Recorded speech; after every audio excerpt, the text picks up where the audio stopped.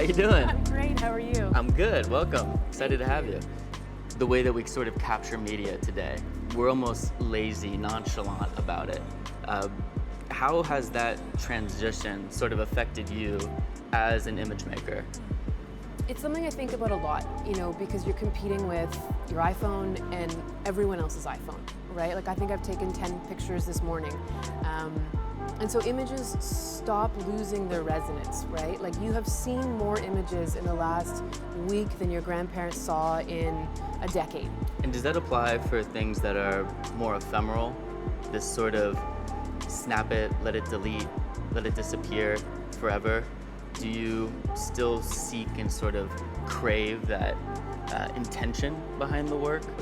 I think we have to be very careful not to lose that sense of wonder, that sense of newness, which I realize is very hard. I think now, the visual arts, as an example, you're competing against film, you're competing against social media, you're competing against just so much more chop in the ocean. And I think we have to be very careful that we don't lose that sense of magic. So speaking of magic, you have a really amazing installation, would you call it? Installation here? Imaginary Friends. Yep. The whole idea here is that you're capturing photos that don't exist, right? Yes. Where did this idea come from? Ideas just come to me.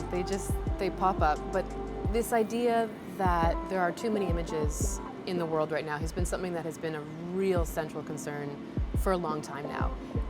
So when I was approached to do this project, I thought, how do we make an image that makes you think about how images are made in this context, right? Like to create a moment that didn't exist.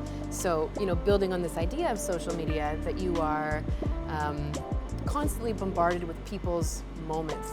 They want to share, they want to flex, they want to show off, they want to document. All these images become a little bit numbing. And I wanted to see if we could sort of put a little jolt back in this image-making moment. Where is the evolution of this concept in your mind right now? I don't think you can avoid the moment we're in, and I think that the best art of any time engages directly with the zeitgeist, like where we are in the moment. So, incorporating technology into my practice has been something that it's been almost unavoidable, even though I didn't think that I would be making work with AI, with these things. It sneaks in. You don't really have any control about how you see the world and how that gets reflected back out at you by the things you make. I think it's really beautiful.